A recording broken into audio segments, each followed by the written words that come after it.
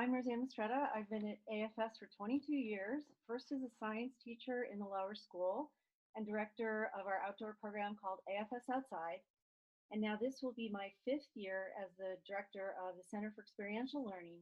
And I also have 2 children who went all the way through AFS. So what is experiential learning? It's the process of learning through experience, just as it sounds, but it's more specifically defined as learning through reflection on doing. And I think Rich made a wonderful reference to how much reflection happens at AFS, and that's indeed true in all of our programs. It's school-wide. It connects students to resources and opportunities inside and outside of school, hands-on and reflective, and extends our learning into the outside world. So just want to talk a little bit about a few of the programs that we have. The center has a lot of different programs. I'm just going to mention a few right now. Senior Capstone is in the student's senior year. It's a culminating activity or project that allows students to explore passion, idea, or opportunity through a creative endeavor, internship program, or service. I also want to highlight our individual student advising. If students are interested in exploring something outside of school, I help them find summer programs or other kind of academic programs or travel experiences, or internships, things like that. I also want to highlight environmental stewardship in AFS Outside, which is very near and dear to my heart because we have such a beautiful campus, as Rich mentioned. We take full advantage of that. We have lots of programs connecting our students to outdoor learning and environmental stewardship. And then, of course, global travel. When we can travel again, we'll be traveling again before too long, and we'll go back to the many travel experiences we offer to our upper school students that are connected to their academic studies and that fosters student leadership. I want to mention lower middle school because they are the definition of experiential learning because a lot of their classroom experiences are hands-on, immersive, and interdisciplinary. Just want to mention emergent learning because it's so terrific in lower school that students can express an interest in a topic and the teachers can encourage that curiosity by following their lead. For example, let's say a student is interested in the beautiful colors that the leaves have in the fall, like right now. That could lead into a science study of photosynthesis or an art study of color, why we have seasons. It's pretty cool. I just want to go over our Cohort Learning program a bit because I'm very proud of it. So we have MEDX connecting, and you're going to hear a little bit about MEDX from Max in a minute, but our MEDX students connect with medical professionals. This is a photo here of the sim lab at Abington Hospital. We actually recently had 3 wonderful sessions on COVID with researchers and doctors, and so it's a wonderful program, I think. This BizX, this is a photo of a field trip to NextFab, which is a collaborative makerspace in Philadelphia. This is a young alum describing his business, which is manufacturing high-tech longboards. So in BizX, students learn how to create a business and sometimes join entrepreneurship competitions. So LawX is our program connecting students to the legal experience and lawyers. And I just put this, I love this picture because it just shows how well we were able to pivot last spring to some awesome Zoom discussions with professionals. And this is the group talking with an environmental lawyer about issues in environmental law today. And then last, I just want to mention our 2 new cohorts, FarmX and ChefX. Those are programs that came out of the interests of students and faculty. And we are creating a farm on our campus. You can see the students, this one picture is just from this past week, building raised beds outside. And we're establishing butterfly habitats and just some pictures of kids getting outside, like I said. And now I'm going to turn it over to Cydney. Hi, I'm Cydney, the Youth Poet Laureate of Philadelphia.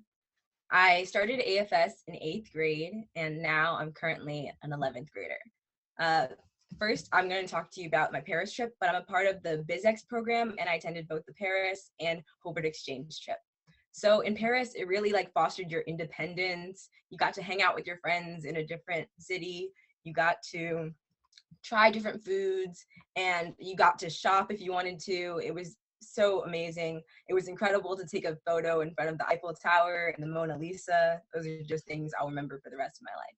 So now, oh, and also at the end of at the end of the trip, you get to make a project. And for my project, I had a series of poems that I wrote throughout the whole trip, and then I compiled that into a little story. And later on, I'm going to publish a book about it. Now I'm going to talk to you about my trip to Hobart. So Hobart is a city in Tasmania. For the trip, you go to Australia for a month, and I had never been out of the country for a month, so this was very exciting. This to my left is my host sister Isabella, and my other host sister Zoe. We went cliff walking, and I'm afraid of heights, so I don't normally go cliff walking, but my host sister pushes me past my limits, so I'll do anything. And then you can't tell in the photo, but my host sister was actually shaking the bridge as we were walking across, so it was very scary, but I'm up for anything. Next, I'm going to talk to you about kangaroos. So as you may know, our school mascot is the kangaroo, and I love some school pride, so I had to take a photo with the kangaroos. Our athletics director, Jeff Bond, usually says it's a great day to be a roo, so I had to add that in. And while we were there, a couple of students from AFS wanted to have a competition to see who could have the best kangaroo selfie. And as you can see, I definitely won. Now I'm going to talk to you about the classes in Australia. So it was really awesome to go to school with my exchange sister. I got to take classes like food studies, textiles, and creative writing. And as you can see, the cake that I'm holding is a cake that I created myself, and I also made the decorations on it as well. A professional baker came into the class and taught us how to make these designs. And then I learned how to sew. I had never used a sewing machine before, so that came in handy when the pandemic came around.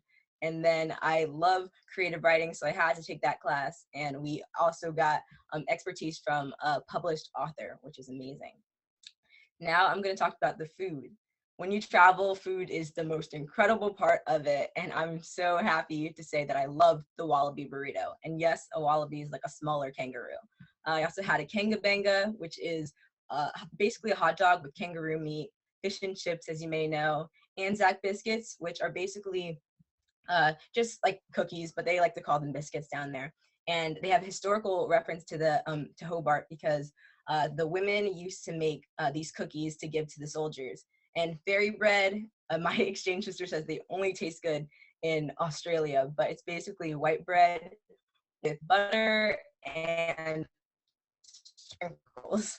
And then Rocky Road is chocolate, nuts, and marshmallows. Those are really good as well. Now I'm going to talk to you about the footy game. So the footy game is basically our equivalent to American football, and it was very interesting to watch and have her explain the game to me. We had potato twists while we were down there, and I also had the opportunity to watch Zoe's netball game, which is a sport that she plays with her friends. And it's basically equivalent to basketball here, but she says they're nothing alike. Now I'm going to pass it on to Max to talk about his experiences. Hi, I'm Max. I am a senior. I've been at AFS my whole life, so I'm actually going to talk about my time in high school and middle school. So here is MEDX. This is a cohort of people, as Rosanne said, who are interested in pursuing a medical profession or just learning more about the medical field. It's really a deep dive into all aspects of medicine, not just, the first thing we think of, maybe operations or whatever. We talk to, we have guest speakers who are surgeons, who are administrators, who are public health professionals, who are ethicists, and we really talk about all the different facets of it. And we really, as you can see on the, in the pictures, we do more than just talk. We go and have great experiences in the top right is the sim lab at Abington Hospital. In the top left is a university in Philadelphia. And it's really hands-on and really an introspective look at a lot of different aspects. And we spend a lot of time discussing, and it really kind of deepens my personal appreciation for the medical field, as well as really changing the way I kind of see myself in what direction I want to go in the future. So then I've also gotten to take part in some of our STEM-based global travel opportunities.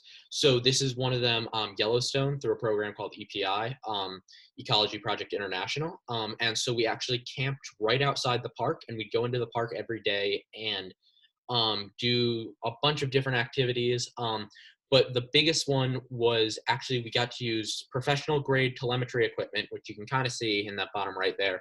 But we tracked bison in huge herds. We singled out, using the telemetry equipment, a single bison, figured out a tracking number, and then actually went after they moved, found like scat samples and sent them off to universities to be part of like a real larger national project. And so that was really cool, being involved in this kind of big, greater project, as well as just being able to see the park.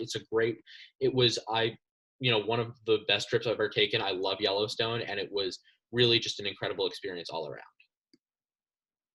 Then Hurricane Island was another kind of science-based trip. This one focused as well on leadership. As you can see, we're floating on barrels in that one picture. It works on your teamwork skills and stuff. So it's not just about, learning. It's a lot of fun, and it's about getting to know your peers and getting to know yourself. And then we actually got to design our own projects that we performed pretty much independently, and then presented to some other students that were there, some college students that were there, and just our fellow students. And it was really a great way to kind of employ some of the classroom skills that you've learned, as well as learn a lot more about kind of what it means to be a scientist. And then as for middle school, so this is EGIS night. This is something that the 8th graders do. It's the 8th grade independent study. And so it's when like they say independent, it is very much independent. It's you pick something that you are passionate about and you study it. And it's basically self-directed for the whole year. As you can see, there's Cydney with her project on poetry. Here's some things that my friends did. My one friend started a charity for music. My one friend sewed a tutu. And it's a lot of just, whatever you are interested in, you can really follow it.